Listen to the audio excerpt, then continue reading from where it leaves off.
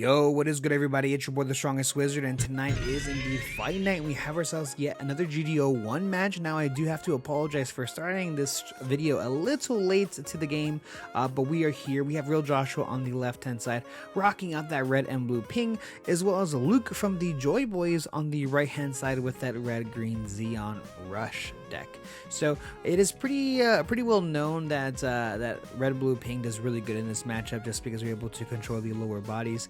But Luke does run a bit of a different build of red green Zeon, of course, so that might help us out in this matchup, and hey, you never really know.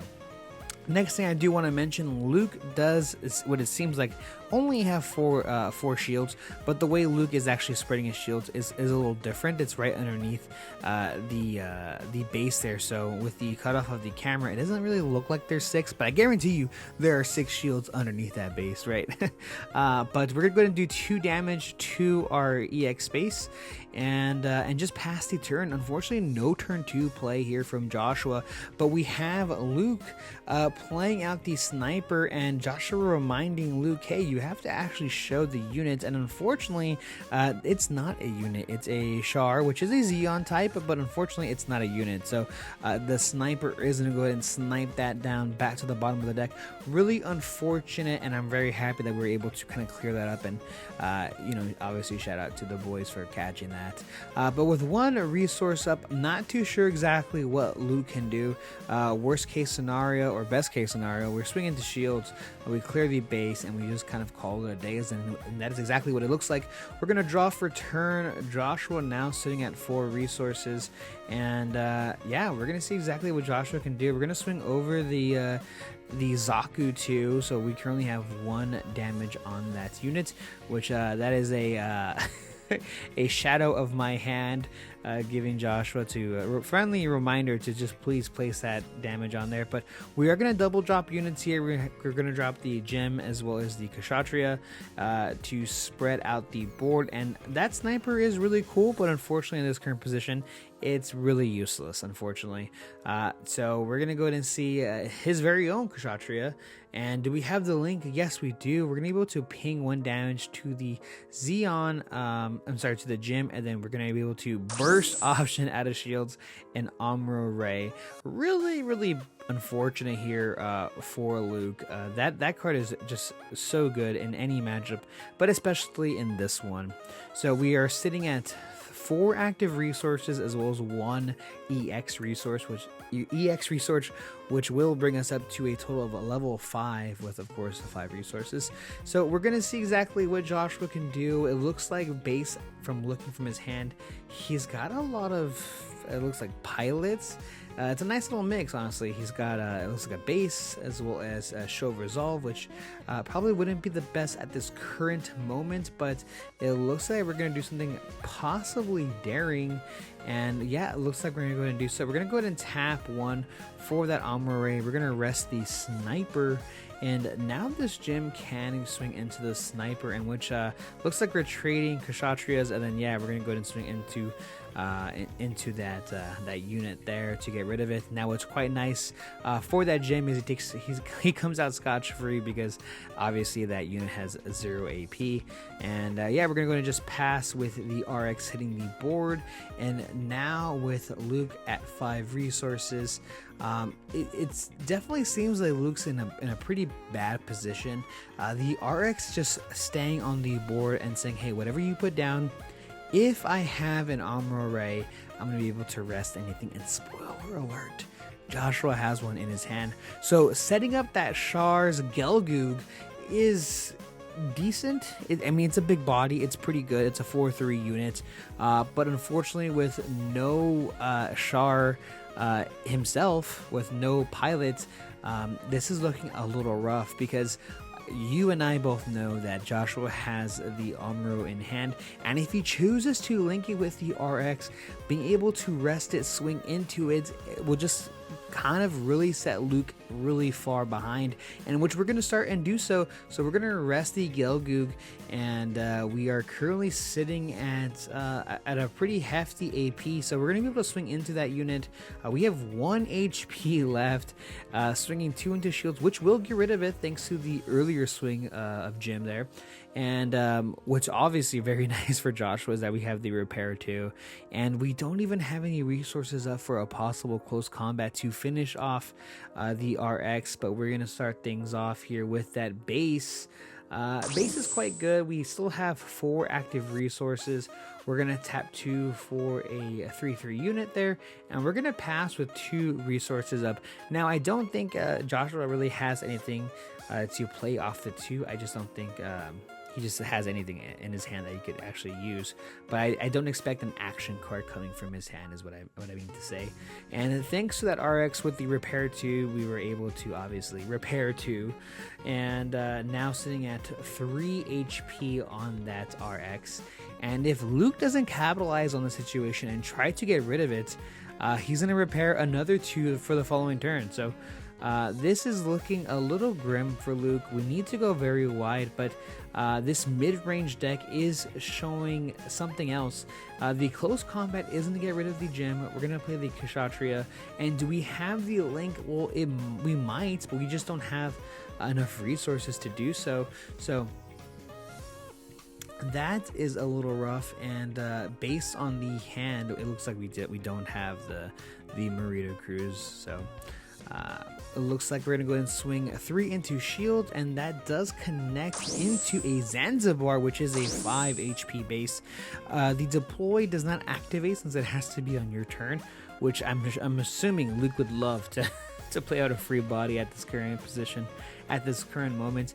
And also what's quite unfortunate too is that we have the RX standing, so it's an easy swing over the base as well. But it looks like Joshua's debating on pulling out the Show of Resolve to kind of set up for his next turn, possibly thinking that Kshatriya isn't too much of an issue on the board, or maybe there's just no way for him to really interact with that unit there. And it looks like Joshua does have 2 Show Resolves as well, so could be clogging up the hand a little bit. So we're going to go ahead and play 1 to draw 2, and we find an RX as well as a Jin, so we can go quite wide here, and we're going to swing into shields to get rid of the base. And looks like for 4 resources, we're going to go ahead and play out the RX as well as the, I believe that's Jin, not Din, right? I'm going to say it's Jin. I'm assuming it's Jin. Look, the units are very, very similar looking, all right? And it's literally Jin and Din. I'm going to say it's Jin.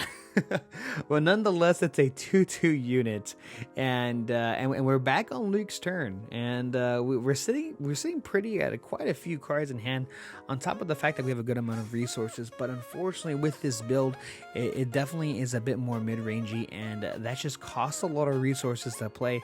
So we have cards like that Sniper once again in our hand, but we're getting clogged by other units. So we're gonna go ahead and play out the Sniper to grab the Zaku too, which is quite nice. We are able to go wide, which I was mentioning earlier before. So we're gonna go ahead and play 3 for that Zaku 2, and for 1, we're gonna go ahead and link it with the Char there. Now we can crash into this RX, which I feel like a must at this situation. Yeah, we definitely have to crash into that unit. Now what's quite nice is that we get a 3/1 token, hoping that Joshua doesn't have any way to ping damage that unit. But with 2 resources up, we know we have the Zaku 2. We're swinging 5 into the 3. We're going to take 3 damage, so currently sitting at 2 HP on that unit, dropping the Zaku 2 and just passing the turn with 1 resource up.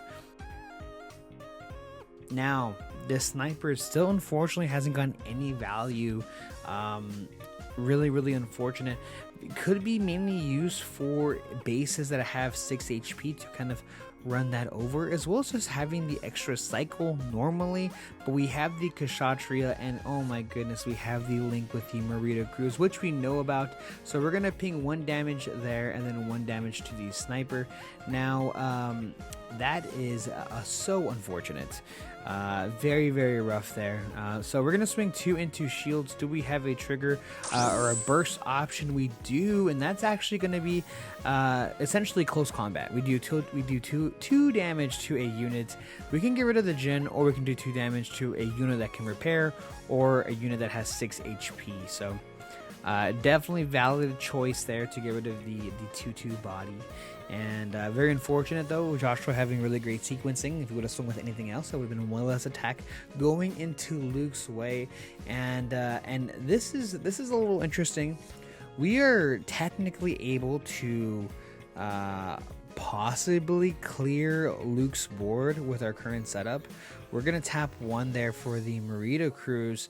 Now okay, so what Josh was doing here, he's swinging into this token and then doing 1 damage off of that Marita Cruise, and this action is actually illegal.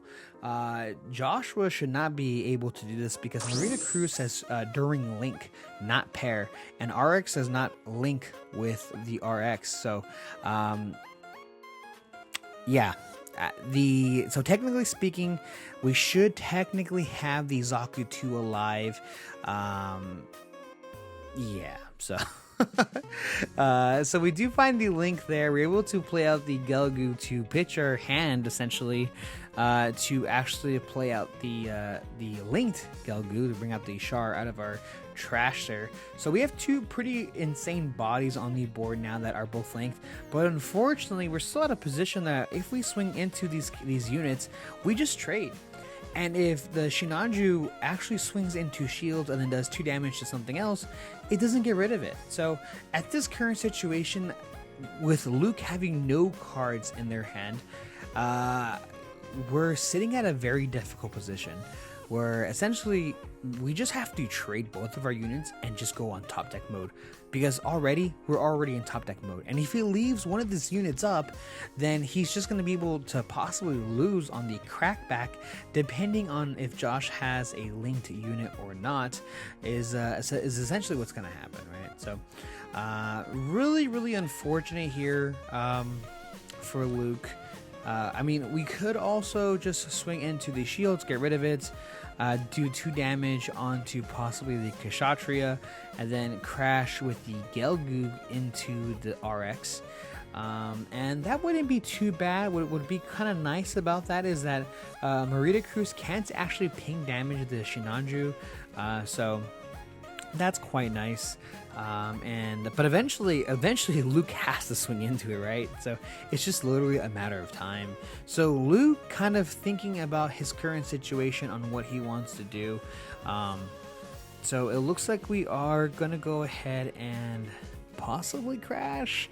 Yeah, definitely a tough one. Let me know in the comment section below, how do you feel about this current situation? Yeah, looking a little rough. But I do think probably the correct play is to just crash into the units. But it looks like Luke might swing into shields. Taking a second here. Now I do have to mention we are not playing at a locals. This is just currently just sitting at the Joy Boys laboratory, just kind of hanging out. So these are just games are just for fun here. You know, nothing really on the line at all, other than our pride. But I think at this current situation, I'm going over it with Luke and telling him, hey, you know what, maybe we should not do this. Let's take this back. So we're going to go ahead and take this back, and we're going to go ahead and just crash into both of these units. We really don't have an option at this point. We're going to go ahead and swing into this Gelgu, and that's right, I completely forgot. We take 5 damage on the Shinanju, and we don't die, which is really good. But if you have a gun tank, it's over. It's over for the boy. And we're gonna go ahead and tap 3 resources there. Oh, I'm sorry, 4 for the Shinanju. Did we just top deck that unit because we had the link in our hand? Absolutely disgusting. And we are able to ping 1 damage since that's the on pair effect, thanks to the unit there. And we are going to swing into shields. We do not have a burst option there. And top deck mode, what do we find? Let's see exactly what Luke did end up drawing. He ended up drawing into a Zaku 2. No link there. And yeah, let's see if Joshua can do something. We're gonna swing into shields. We do 1 damage onto our Zaku 2, but I don't think at this point it really matters. We're going super wide. We dropped the RX as well as the Roselle, and for finally being at 10 resources, we have the link there.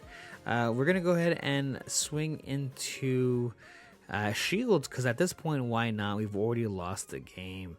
So it looks like Joshua's just going to go ahead and finish this game off. And yeah, Joshua does end up winning. Thank you guys so much for checking out this channel as well as this video. I really do appreciate it. And stay tuned, because I have a ton of new Gundam content coming out soon. See ya.